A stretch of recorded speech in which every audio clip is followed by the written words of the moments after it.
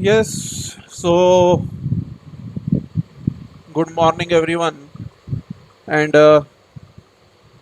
today we are going to start our first class. Basically, किस चीज़ का first class भाई? अरे टाइटल तो देख के आए होगे ना भाई। ये देखो इसका फर्स्ट क्लास है अभी, ठीक है ना? First class of quantum mechanics physics optional paper 2, ठीक है? तो लिख लेना, हेडिंग डाल लेना, फिजिक्स ऑप्शनल, ठीक है?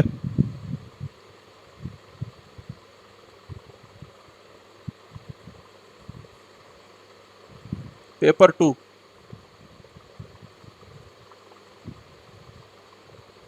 Physics optional paper 2।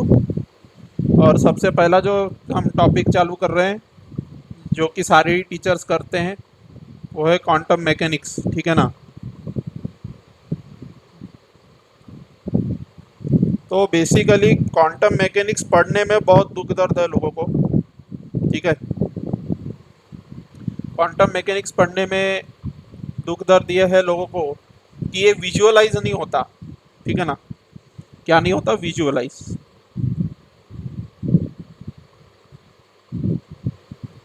ठीक है?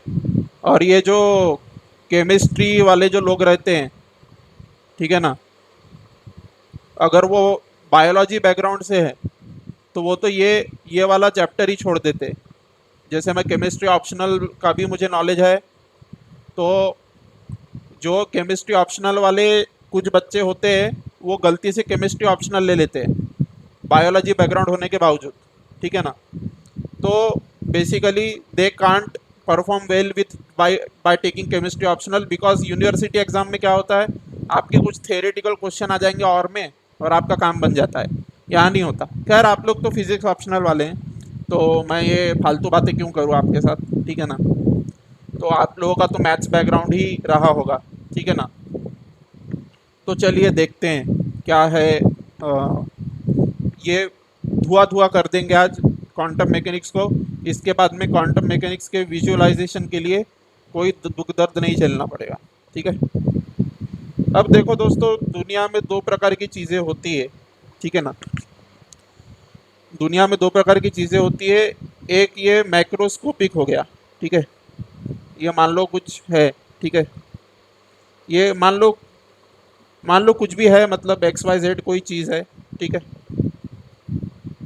मान लो विमल की डब्बी है, ठीक है? विमल की डब्बी है ये, ठीक है ना? ऐसा मान लो।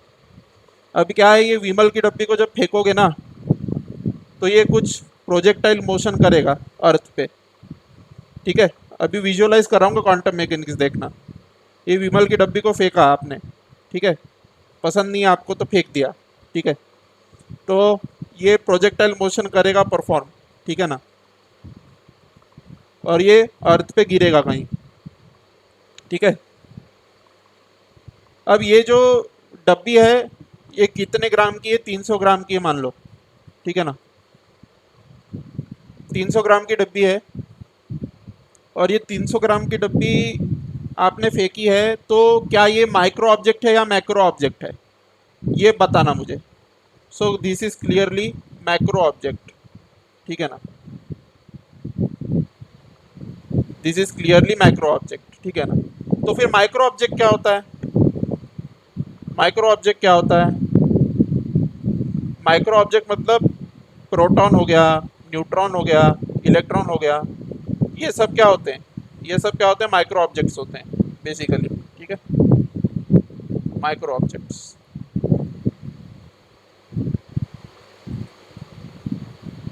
ठीक है ना? तो इनमें फ़र्क क्या है? ये जैसे ये मैक्रो ऑब्जेक्ट को, या फिर ये जैसे आपने ये डिब्बी फेंकी थी, तो ये डिब्बी जब फेंकी थी तो आप क्या कर पा रहे थे? इस पे आप न्यूटन के सारे लॉ लगा सकते हो, क्योंकि ये मैक्रो ऑब्जेक्ट है। मैक्रो ऑब्जेक्ट मतलब इसका वजन देखो ना भाई, 300 ग्राम वजन है। 300 ग्राम वजन है मतलब 0.3 kg है ना, ये 0.3 kg है इसका वेट, ठीक है ना? तो ये 0.3 kg की डब्बी आपने फेंकी है, तो ये जब इसको देखोगे आप, जब इसको देखोगे आप, इसका मोशन जब देखोगे, तो इसका मोशन देखोगे तो आ, आपको एट द सेम टाइम उसी समय पे उसकी पोजीशन भी बता सकते हो और उसका मोमेंटम भी बता सकते हो। समझ में आ रही ना बात? जैसे यहाँ पे कुछ भी अनसर्टेनिटी नहीं आएगी, ठीक है ना, कुछ भी अनसर्टेनिटी नहीं आएगी, लेकिन इलेक्ट्रॉन के केस में अनसर्टेनिटी आती है। अभी देखना, अभी समझ में आ जाएगा। अभी जैसे यहाँ पे इसने परफेक्ट ट्रेजेक्ट्री फॉलो किया, इसका पाथ, तुम इसका पाथ भी पेपर पे ड्रॉ कर सकते हो। ये जो डिब्बी ने जो पाथ ट्रेवल किया, इसका तुम पाथ भी पेपर पे ड्रॉ कर सकते हो। लेकिन कोई अगर इलेक्ट्रॉन को ऐसा फेंकना चाहे, ठीक है ना, सुनो, कोई अगर इलेक्ट्रॉन को ऐसा फेंकना चाहे जैसे इस डब्बी को फेंका था, तो ये इसका पूरा का पूरा पाथ ट्रेस कर सकता था मैं, ठीक है ना। पर अगर कोई इलेक्ट्रॉन को ऐसा समझो एक्सेलरेट करे किसी साइक्लोट्रॉन या किसी एक्सेलरेटिंग गन के थ्रू, किसी एक्सेलरेटिंग गन के थ्रू, मान लो ये गन है, मान लो एक्सेलरेटिंग गन, और इसके थ्रू मान लो इलेक्ट्रॉन को एक्सेलरेट किया, तो क्या वो ऐसा उसके पाथ को ऐसा ड्रॉ कर सकेंगे क्या पेपर पे? इलेक्ट्रॉन के पाथ को नहीं कर सकते ड्रॉ, नहीं कर सकते ड्रॉ। क्यों नहीं कर सकते ड्रॉ? क्योंकि देखिए मेन चीज क्या है, मेन चीज ये है कि ये है मैक्रो ऑब्जेक्ट। मैक्रो ऑब्जेक्ट है मतलब इसका वेट था 0.3 kg इस डिब्बी का, ठीक है ना। तो ये इलेक्ट्रॉन का मास है कितना? ये इलेक्ट्रॉन का मास है 9.1 इंटू 10⁻⁻31 kg, ठीक है ना। इतना मास है इस इलेक्ट्रॉन का। अब बताना 0.3 kg यानी कि माइक्रो ऑब्जेक्ट और 9.1 इंटू 10⁻31 kg यानी कि माइक्रो ऑब्जेक्ट हुआ कि नहीं हुआ ना? तो फिर ये माइक्रो ऑब्जेक्ट है अगर, तो इसका मैं ऐसा पाथ ड्रॉ नहीं कर सकता। क्यों नहीं कर सकता मैं इसका ऐसा पाथ ड्रॉ? इसके पीछे हाइजेनबर्ग का अनसर्टेनिटी प्रिंसिपल आता है, ठीक है ना।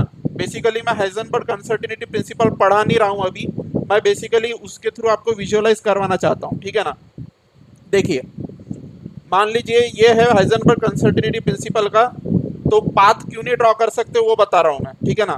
वो जो पाथ है, ठीक है ना, ये जो प्रीवियस पेज में देखा था, यहाँ पे ये इलेक्ट्रॉन का पाथ क्यों नहीं ड्रॉ कर सकते वो बता रहा हूँ मैं। इस डिब्बी का तो, या ये बॉल मान लो, बॉल है, अगर आपको इरिटेट हो रहा है डिब्बी से, तो ये बॉल है मान लो। तो ये बॉल को आपने जब फेंका था, तो ये बॉल जो है इसने जो पाथ ट्रेस किया था, इसको आप क्लियरली पेपर पे ड्रॉ कर पा रहे थे और क्लियरली आंखों से देख पा रहे थे कि स्ट्रेट लाइन है कि कर्व है, सब कुछ दिख रहा था आपको, ठीक है ना। पर ये जो इलेक्ट्रॉन है, इसको अगर मैं इसी तरीके से एक्सेलरेट करूं गन के थ्रू, तो ये ऐसा कोई ऐसा पाथ या ऐसा पाथ फॉलो किया इलेक्ट्रॉन ने, या फिर ये ऐसा पाथ फॉलो किया इलेक्ट्रॉन ने ऐसा, ये ऐसा हम नहीं बता सकते। क्यों नहीं बता सकते?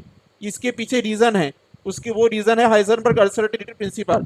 अब हाइजेनबर्ग अनसर्टेनिटी प्रिंसिपल सुन लो, delta x multiplied by delta p is greater than equal to h cut, ऐसा है ना, है कि नहीं है, ठीक है ना।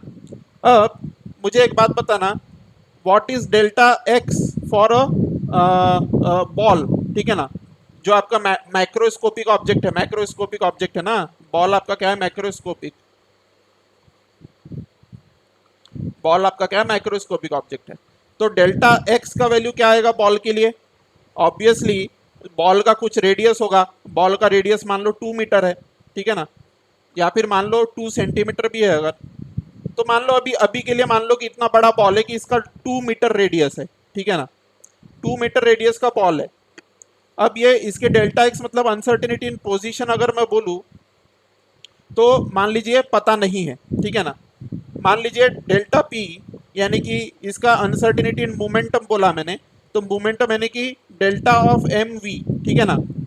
तो डेल्टा ऑफ एम वी मतलब क्या होगा, इसका मास कितना है इस बॉल का, अभी बताया था प्रीवियस स्लाइड में, कितना मास है, 0.3 kg मास है, ठीक है ना। तो यहाँ 0.3 kg डाल दिया मैंने, और ये वेलोसिटी मल्टीप्लाइड बाई वी रही, ये डेल्टा है, ठीक है ना, 0.3 मल्टीप्लाइड बाय डेल्टा वी, ठीक है। Now 0.3 multiplied by delta we है, आप ही बताना मुझे डेल्टा वी का क्या कर सकते हैं, what we can do to delta v, ठीक है ना। डेल्टा वी को मैं मान लो, अब ये अनसर्टेनिटी इन वेलोसिटी है, मान लो वेलोसिटी मापने में, बॉल की वेलोसिटी मापने में मान लो 0.1 मीटर पर सेकेंड की एरर आती थी, ठीक है।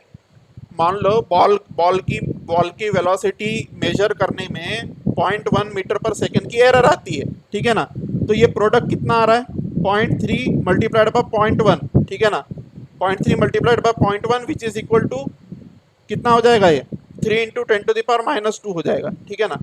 ठीक है, तो बॉल का डेल्टा पी कितना निकल के आया, बॉल का डेल्टा पी कितना निकल के आया, बॉल का डेल्टा पी निकल के आया 3 इंटू 10⁻⁻2 kg मीटर पर सेकेंड, ठीक है ना।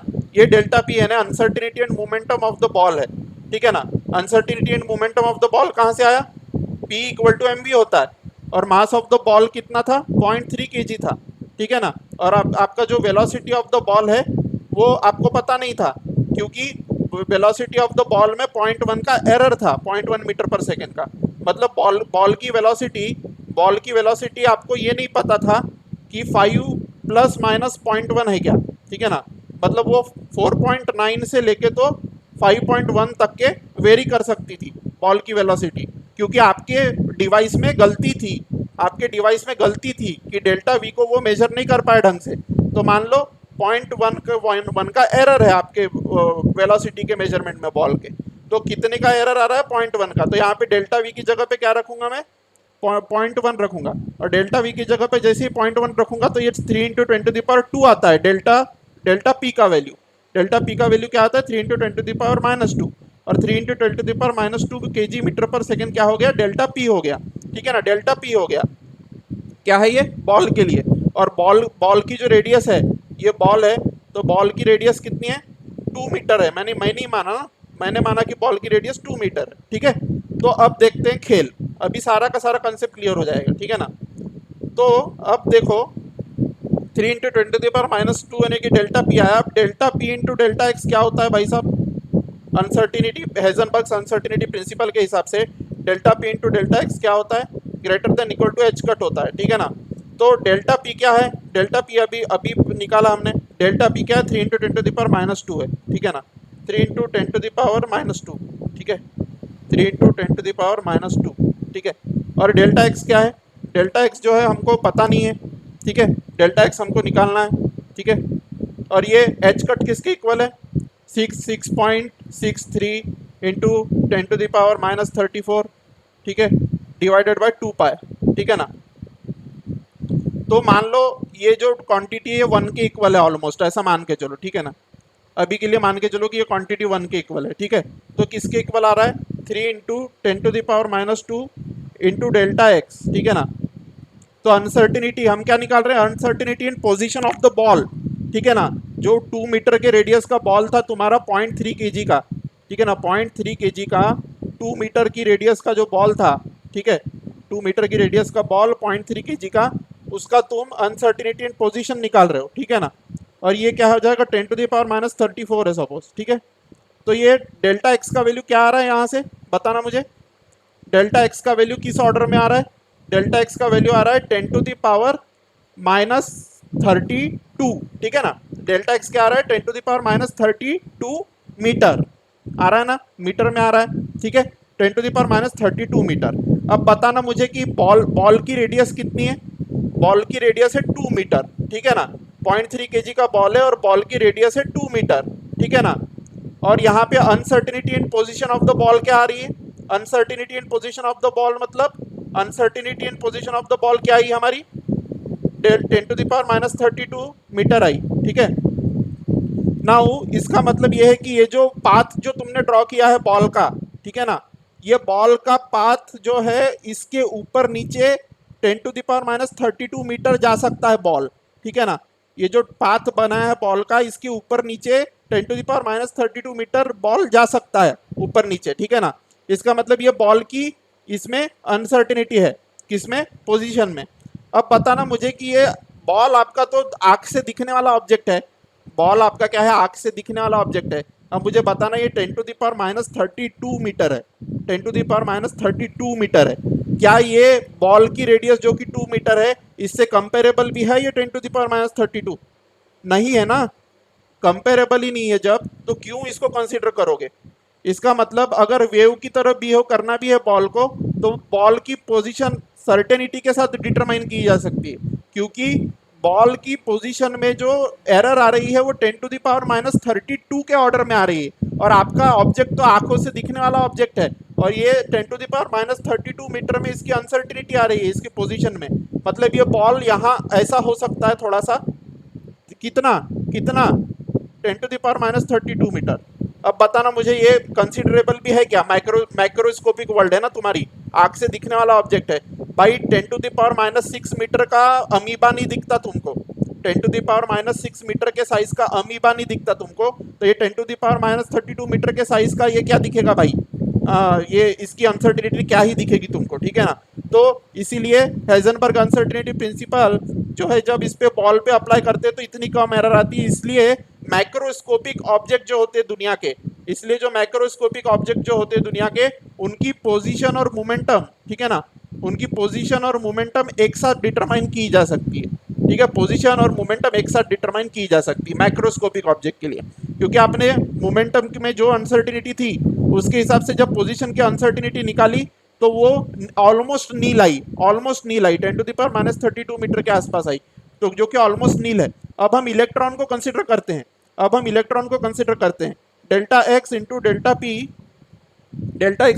P greater than equal to h cut, ठीक है ना, एच कट बाई 2 पाई पकड़ लो, चलो, ठीक है ना। तो डेल्टा एक्स किसके बराबर है भाई इलेक्ट्रॉन के लिए? अब इलेक्ट्रॉन का डेल्टा एक्स हमको डिटरमाइन करना है, ठीक है ना। डेल्टा एम वी आएगा पोजीशन मोमेंटम का अनसर्टिनिटी, ठीक है ना, ग्रेटर देन इक्वल टू 10⁻34 मान लो, ठीक है। अब ये जो है इलेक्ट्रॉन के लिए क्या डालोगे एम की जगह पे? चलो नेक्स्ट स्लाइड लेते हैं, ठीक है। Delta x into delta m v greater than equal to 10⁻34, ठीक है ना। अब यहाँ पे आप देखोगे कि uncertainty in position of electron निकालना है तुमको, ठीक है ना। और ये क्या है? Uncertainty in momentum of electron है। अब uncertainty in momentum of electron कैसे निकालोगे? 9.1 इंटू 10⁻31 kg, ठीक है ना, multiplied by velocity of electron, ठीक है। वेलोसिटी में क्या क्या गड़बड़ है इलेक्ट्रॉन के? ये डेल्टा यहाँ आ जाएगा ना, मास बाहर आ जाएगा डेल्टा के, तो uncertainty in velocity of electron है मान लो, ठीक है। तो 10⁻34 आ रहा है इधर, ठीक है। अब यहाँ पे क्योंकि मास ऑफ इलेक्ट्रॉन क्या है 9.1 इंटू 10⁻31 kg है ना, इसलिए लिया है, ठीक है। और ये delta x into delta we किसके इक्वल आ जाएगा? 10⁻³ के आसपास आ रहा है, ठीक है ना, 10⁻³ के आसपास आ रहा है। अब यहाँ पे uncertainty in velocity of electron क्या होती है? मान लो uncertainty in velocity of electron 10 metre पर सेकेंड की अनसर्टिनिटी थी इलेक्ट्रॉन के वेलोसिटी में, तो 10 आ गया, ग्रेटर देन इक्वल टू 10⁻3, ठीक है ना। तो uncertainty in position of electron क्या आएगा? 10⁻² आएगा, ठीक है ना, मीटर। अब बताना मुझे 10⁻² मीटर यानी कितना होता है? डेल्टा एक्स यानी कि 10⁻² मीटर, ठीक है, यानी कि कितना होता है? 1 सेंटीमीटर, ठीक है ना, 1 सेंटीमीटर के बराबर है। अब वहां पे 2 मीटर के रेडियस का बॉल था, 2 मीटर के रेडियस का बॉल था, और अनसर्टिनिटी इन पोजीशन क्या आई थी भाई वहां पे? बताओ, 10⁻32 मीटर आई थी, ठीक है। और यहाँ पे इलेक्ट्रॉन की जो रेडियस है तुमको पता है कितनी होती है? इलेक्ट्रॉन की जो रेडियस होती है वो 10⁻17 मीटर होती है, ठीक है ना, इलेक्ट्रॉन की रेडियस। और यहाँ पे uncertainty in position of electron कितनी आई है? 10⁻² metre. Uncertainty in position of electron क्या आई है? 10⁻² मीटर। मुझे बताना क्लियरली, क्या ये 10⁻², 10⁻17 के सामने निग्लिजिबल है? नहीं है ना। तो फिर इलेक्ट्रॉन अगर इतना सा है और इलेक्ट्रॉन की पोजीशन में अनसर्टिनिटी, ये देखो ना, 10⁻15 टाइम्स बड़ा है इलेक्ट्रॉन के साइज से। Uncertainty in position of electron 10⁻15 times बड़ा है इलेक्ट्रॉन के साइज से। तो फिर क्या बताना मुझे, इलेक्ट्रॉन का ऐसा पाथ ड्रॉ कर सकते हो क्या? फिर इसके साइज से 15 गुना बड़ा, मतलब इतनी अनसर्टिनिटी है, ठीक है ना, इतनी अनसर्टिनिटी है। तो फिर तो हम पाथ ही ड्रॉ नहीं कर सकते इलेक्ट्रॉन का। समझ में आ रही ना बात?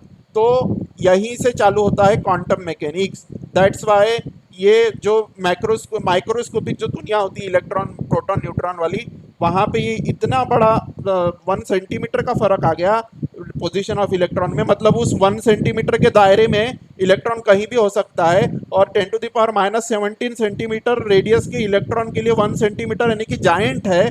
इसका मतलब क्या हुआ कि यहाँ पे क्वांटम मैकेनिक्स लगाना पड़ेगा, यहाँ पे v is equal to u plus a t, ठीक है ना, s is equal to u t plus half a t square, ये सब नहीं लगा पाएंगे, ठीक है ना, ये सब नहीं लगा पाएंगे, इक्वेशन ऑफ काइनेमेटिक्स नहीं लगा पाएंगे, ठीक है ना। तो जैसे तुम इक्वेशन ऑफ काइनेमेटिक्स लगा के वी यू ए टी निकालते थे, s equal to u t plus half a t square से एस यू ए टी, इनके सब के रिलेशन देखते थे, v square minus u square equal to two a s देखते थे, ठीक है ना। ये सब क्या था, मैक्रोस्कोपिक दुनिया के लिए था, मैक्रो के लिए। अब मैक्रो के लिए था तो इसका मतलब क्या है, इसका मतलब यह है कि यहाँ पे सर्टेनिटी पे बात चल रही है। क्यों सर्टेनिटी पे बात चल रही है, क्योंकि 2 मीटर के रेडियस का जो बॉल था, 0.3 kg का जो बॉल था जो मेरे आंखों से दिख रहा था, उसकी पोजीशन में अनसर्टेनिटी कितनी आती है, उसकी वेव कितनी सी बनती है, उसकी वेव बनती है 10⁻32 मीटर की, ठीक है ना। और ये इलेक्ट्रॉन की वेव कितने की बन रही है, इलेक्ट्रॉन की वेव बन रही है 10⁻2 मीटर की, यानी कि 1 सेंटीमीटर की वेव बन रही है, ठीक है ना। मतलब ये जो अनसर्टिनिटी है इसके पोजीशन में इलेक्ट्रॉन के, ये बहुत ज़्यादा कंसिडरेबल है, क्योंकि 1 सेंटीमीटर जो है इलेक्ट्रॉन की रेडियस जो होती है 10⁻17 मीटर, उसके सामने बहुत बड़ा है। समझ में आ रही ना बात। इसीलिए तो ये वाले फॉर्मूले हम जो है मैक्रोस्कोपिक दुनिया के लिए लगाते हैं, तो फिर जाहिर सी बात है कि माइक्रोस्कोपिक दुनिया के लिए भी ऐसे कुछ फॉर्मूले होंगे ना, माइक्रोस्कोपिक दुनिया के लिए भी ऐसे कुछ फॉर्मूले होंगे, f equal to m a, v is equal to u plus a t, s is equal to u t plus half a t square, v square minus u square plus two is equal to two a s. ये जो है macroscopic दुनिया के लिए लग रहे हैं, तो फिर माइक्रोस्कोपिक दुनिया के लिए भी कुछ फॉर्मूले होने चाहिए। लेकिन वो फॉर्मूले ये वाले तो अप्लाई नहीं कर सकते, क्योंकि तुमने अभी अभी देखे कि वो 1 सेंटीमीटर के दायरे में कहीं भी हो सकता है electron. So this is what led to the foundation of quantum mechanics. This is what led to the foundation of quantum mechanics, and this is why quantum mechanics is studied separately. And ये वाले जो भी फॉर्मूले हम microscopic दुनिया के लिए लगाते हैं, उन्हीं का हम माइक्रोस्कोपिक वर्जन जब देखते हैं तो that is what is quantum mechanics. समझ में आ गया ना। जब v is equal to u plus a t वगैरह ये फॉर्मूले, f equal to m a वगैरह फॉर्मूले जब इलेक्ट्रॉन पे अप्लाई करने लगो, प्रोटॉन पे अप्लाई करने लगो, न्यूट्रॉन पे अप्लाई करने लगो, तब वो क्वांटम मैकेनिक्स कहलाएगा, क्योंकि उसमें सादा मैकेनिक्स अप्लाई नहीं होता, क्योंकि जो इलेक्ट्रॉन है उसकी पोजीशन स्पेसिफिसिटी के साथ में डिफाइन नहीं की जा सकती है। समझ में आ रही ना बात मेरी। So this is the thing. अब यहाँ पे कुछ बच्चों को ये वाली बहुत बड़ी गलतफहमी होती है दोस्तों, कि वो क्या सोचते हैं, उनको एक बहुत बड़ी गलतफहमी होती है क्वांटम मैकेनिक्स पढ़ते समय। उनको गलतफहमी ये होती है लोगों को कि दे कंसीडर कि जब भी कोई वेव फंक्शन होता है साए, तो वेव फंक्शन मतलब वो क्या सोचते हैं कि इलेक्ट्रॉन जो है वेव के रूप में ट्रेवल कर रहा है, ऐसा समझते हो। Electron every matter has a wave, de Broglie का हाइपोथेसिस है ना, वेव पार्टिकल ड्यूरेटी, ठीक है ना। तो वो क्या कंसीडर करते हैं, मैटर एंड वेव जो है वो इंटरचेंजेबल है बोलते हैं, ठीक है ना। तो इसका मतलब ये हो रहा है बोलते हैं कि इलेक्ट्रॉन जो है वो वेव के रूप में ट्रेवल कर रहा है बोलते हैं। ऐसा नहीं है दोस्तों, ऐसा नहीं है। मैं जब भी कहता हूँ कि एक इलेक्ट्रॉन है, एक प्रोटॉन है, एक न्यूट्रॉन है, मैं जब भी कहता हूँ कि इनके साथ एसोसिएटेड कोई वेव है, इनके साथ एसोसिएटेड कोई वेव है, मैं ऐसा जब भी बोलता हूँ तो मेरा कहने का मतलब सिर्फ इतना होता है, मेरा कहने का मतलब केवल इतना होता है कि इनके साथ एसोसिएटेड एक वेव फंक्शन है, इनके साथ एसोसिएटेड एक वेव फंक्शन है, जिसके थ्रू मैं v is equal to u plus a t वाला काम, s is equal to u t plus half a t square वाला काम, f equal to m a वाला काम, ये वाले जो काम मैं मैक्रोस्कोपिक वर्ल्ड में कर रहा था, वो वाले काम करने के लिए मुझे एक फंक्शन मिलता है, वेव फंक्शन, उसको कहते हैं साए। और वो फंक्शन के थ्रू मैं निकालता हूँ कि इलेक्ट्रॉन का v क्या है, u क्या है, a क्या है, t क्या है, f क्या है, m क्या है, ये सब मैं इस साई के थ्रू निकालता हूँ, साई को सॉल्व करके निकालता हूँ, क्योंकि मैं ये न्यूटन वाले फॉर्मूले इलेक्ट्रॉन प्रोटॉन न्यूट्रॉन पे नहीं लगा सकता। इसीलिए मैं साए के सहारा लेता हूँ, और psi is called as wave function.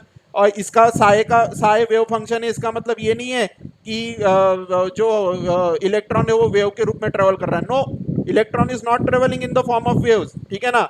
Electron shows both the nature of wave and particle, but हम आज तक के ये नहीं बता पाए हैं कि ये वेव असली में, ये क्वांटम वेव एग्जिस्ट करती है कि नहीं करती, हम ये नहीं बता पाए हैं आज तक। समझ में आ रही है ना बात। असली में ये क्वांटम वेव एग्जिस्ट करती है कि नहीं करती, हम आज तक ये नहीं बता पाए हैं। इसलिए ये कहना गलत है कि इलेक्ट्रॉन ऐसा ट्रेवल कर रहा है। जैसे जो वाटर की रिपल्स होती है ना, आपकी वाटर रिपल्स जो होती है, जैसे आप एक पत्थर फेंकते हैं पॉन्ड में, ये आपका पॉन्ड है, इसमें आप एक पत्थर फेंकते हैं तो क्या होता है, रिपल्स बन जाती है, रिपल्स बनती है कि नहीं। अब यहाँ जो रिपल्स बनती है ये पत्थर फेंकने पे पानी में, ये रिपल्स क्या है, मैकेनिकल रिपल्स है। मैकेनिकल रिपल्स है मतलब ये असलियत में है, असलियत में है, असलियत में पानी ऐसा दिख रहा है तुमको, ठीक है ना। पर क्या इलेक्ट्रॉन असलियत में ऐसा वैसा ट्रेवल करता है? जवाब है ना, ठीक है ना। ये हम आज तक पता नहीं लगा पाए कि इलेक्ट्रॉन असलियत में कैसे ट्रेवल करता है। मैं आपको एक एग्जांपल देता हूँ। जैसे एक गन होती है, ठीक है ना, एक गन होती है, ठीक है, एक गन होती है, इससे इलेक्ट्रॉन को फायर करते हैं और यहाँ पे मान लो दो स्लिट्स लगे हुए हैं, ठीक है ना। ये गन है, इससे इलेक्ट्रॉन को फायर कर रहे हैं और यहाँ मान लो स्लिट लगी हुई है और इधर पीछे एक स्क्रीन है, ठीक है ना, पीछे एक स्क्रीन है। तो क्या करते हैं, जब इस इलेक्ट्रॉन्स को इसमें से गन में से फायर किया जाता है ना, तो मान लो ये जो डिस्टेंस है ये 1 सेंटीमीटर का डिस्टेंस है मान लो, ठीक है ना, 1 सेंटीमीटर का डिस्टेंस है मान लो। तो क्या होगा कि जब भी इलेक्ट्रॉन को फायर करेंगे तो 1 सेंटीमीटर के डिस्टेंस से ये इलेक्ट्रॉन की बीम निकलेगी और यहाँ पे स्ट्राइक करेगी, ठीक है ना। लेकिन लेकिन पर जब हम इस गैप को इतना छोटा कर देते हैं कि 10⁻⁻17 मीटर का गैप कर दिया सपोज, ठीक है ना, 10⁻⁻17 मीटर का गैप कर दिया सपोज। तो जब हम ये गन को फायर करते हैं तो 10⁻⁻17 मीटर के गैप से ये इलेक्ट्रॉन पार्टिकल की तरह बिहेव नहीं करता। यहाँ पे नहीं आता इसका प्रोजेक्शन इलेक्ट्रॉन की बीम का। इंस्टेड ये जो बीम आ रही है इलेक्ट्रॉन की, ये वेव की तरह बिहेव करती है और ये डिफ्रैक्शन हो जाता है यहाँ पे, और यहाँ पे अलग अलग प्रकार के पैटर्न्स नजर आते हैं। इसलिए कहा जाता है कि electron has wave particle duality. पर इसका मतलब ये कदापि नहीं है कि जो वेव के रूप में ट्रेवल कर रहा है इलेक्ट्रॉन, ये कदापि नहीं है इसका मतलब, ठीक है ना। Electron is not travelling in the form of wave. Only thing is हम आज तक नहीं पता लगा पाए कि इलेक्ट्रॉन की बीम किस फॉर्म में ट्रेवल करती है। जैसे साउंड की वेव कंप्रेशन एंड रेयरफेक्शन के फॉर्म में ट्रेवल करती है, साउंड की वेव जो है कंप्रेशन एंड रेयरफेक्शन के फॉर्म में ट्रेवल करती है। लाइट की वेव जो है वो इलेक्ट्रिक फील्ड और मैग्नेटिक फील्ड के रूप में ट्रेवल करती है, ठीक है ना।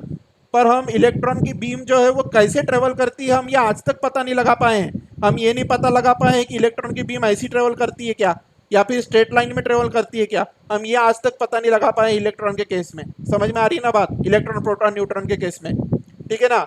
इसलिए वेव पार्टिकल ड्यूअलिटी दिखाता है इलेक्ट्रॉन, इसका मतलब सिर्फ इतना ही है।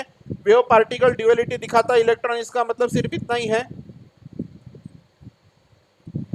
कि जब मैं इलेक्ट्रॉन की गन से इलेक्ट्रॉन को फायर करूंगा और ये स्लिट्स का डिस्टेंस बहुत ज्यादा रखूंगा, तब इलेक्ट्रॉन पार्टिकल की तरह बिहेव करेगा। लेकिन जैसे ही मैं इस डिस्टेंस को, जो इलेक्ट्रॉन की रेडियस होती है 10⁻⁻17 मीटर, उसके आसपास जब मैं इस स्लिट के साइज को ला दूंगा 10⁻⁻17 मीटर के आसपास, तब ये इलेक्ट्रॉन जो है वेव की तरह बिहेव करने लगेगा इंस्टेड ऑफ अ पार्टिकल। इसी को कहते हैं wave particle duality.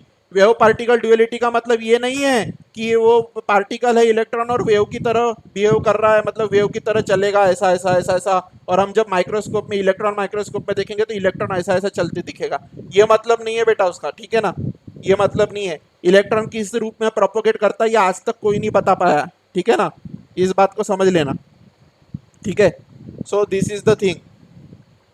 Another thing is that electron और प्रोटॉन और न्यूट्रॉन ऐसे पार्टिकल है जो पेनिट्रेट भी नहीं करते किसी चीज को, ठीक है ना, पेनिट्रेट कर जाते हैं। जैसे अभी मैं यहाँ पे बॉल है, ये बॉल को मैं फेंक के मारूं इस दीवार पे, ठीक है ना, तो ये बॉल को जब मैं इस दीवार पे फेंक के मारूंगा तो ये बॉल जो है कोलाइड करके वापस आ जाएगा, क्योंकि इस पे न्यूटन के लॉ अप्लाई होते हैं।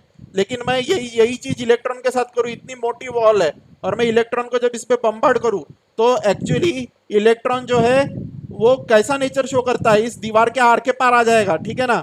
लेकिन यहाँ पे जो इलेक्ट्रॉन की बीम थी, यहाँ पे इंटेंसिटी इलेक्ट्रॉन के बीम की ज्यादा थी, लेकिन यहाँ पे इलेक्ट्रॉन की बीम की इंटेंसिटी कम हो जाएगी जब इसको पार आर के पार जाएगा तब, ठीक है ना। सो ये इसके तरह बिहेव नहीं करेगा कि इलेक्ट्रॉन इससे टकराया और वापस आ गया, ऐसा नहीं करने वाला है। ये इलेक्ट्रॉन की जो पूरी की पूरी इलेक्ट्रॉन जो है पूरा का पूरा ये ट्रेवल करेगा, और ये ट्रेवल इस वॉल के थ्रू करेगा, और वॉल के थ्रू ट्रेवल करने के बाद में इधर पे फेंट हो जाएगी उसकी बीम, इधर इंटेंसिटी कम हो जाएगी। समझ में आ रही है ना बात, दिस इज थिंग। सो ये भी कौन सा नेचर है, इंटेंसिटी कम होना, ये भी वेव वाला नेचर शो कर रहा है। क्योंकि पार्टिकल का नेचर अगर शो करता तो वो तो टकरा के वापस रिफ्लेक्ट हो जाना था, लेकिन पार्टिकल का नेचर शो नहीं कर रहा है, यहाँ पे वेव का नेचर शो कर रहा है। और कहीं कहीं पार्टिकल का नेचर शो करता है। कहाँ पे पार्टिकल का नेचर शो करता है भाई, कहीं कहीं करता है ना यार, अभी जैसे वो गोल्ड फॉइल एक्सपेरिमेंट जो है रुदरफोर्ड का, ठीक है ना, रुदरफोर्ड का जो गोल्ड फॉइल एक्सपेरिमेंट है उसमें इलेक्ट्रॉन बम्बार्ड नहीं करते, हालांकि अल्फा पार्टिकल करते हैं बम्बार्ड, लेकिन यहाँ पे अल्फा पार्टिकल जो है एक सादे इसकी तरह बिहेव कर रहे हैं, किसके तरह, पार्टिकल की तरह बिहेव कर रहे हैं। Even alpha particles also have wave particle duality, पर यहाँ पे अल्फा पार्टिकल जो है पार्टिकल की तरह बिहेव कर रहे हैं इंस्टेड ऑफ ए वेव, क्योंकि यहाँ पे तो वो उसकी न्यूक्लियस से टकरा के वापस आएंगे, उसकी न्यूक्लियस से टकरा के रिफ्लेक्ट होंगे, तो पार्टिकल की तरह बिहेव कर रहे हैं। वेव की तरह कब बिहेव करते हैं, जब वो गोल्ड फॉइल को पास कर जाते हैं अल्फा पार्टिकल, इधर आ जाते हैं और यहाँ पे इंटेंसिटी कम होती है और यहाँ इंटेंसिटी ज्यादा होती है अल्फा पार्टिकल की, तब उसको कहते हैं कि उसने वेव की तरह बिहेव किया, क्योंकि आर के पार चले गया। और वेव जो है आर के पार चले जाती है, क्योंकि जो लाइट वेव है वो ग्लास के आर के पार चले जाती है, जो आपका कार का ग्लास होता है उसके आर के पार चली जाती है आपकी लाइट की वेव, तो आर के पार जाना is a wave nature, not a particle nature, ठीक है ना। तो इलेक्ट्रॉन जो है दोनों नेचर शो करता है। तो होपफुली आपको विजुअलाइज हो गया होगा quantum mechanics, I hope so. और ये विजुअलाइजेशन के लिए ही कल से मैं अपने ओरिजिनल टॉपिक पे आ जाऊंगा कि क्वांटम मैकेनिक्स क्यों होता है, कहाँ से आया है, फला ढिमका सारी चीज़ें मैं आ जाऊंगा उस पर, ठीक है ना। सो तब तक के लिए जय हिंद जय भारत, अपना ख्याल रखें और देखते रहें हमारे चैनल को। Thank you very much.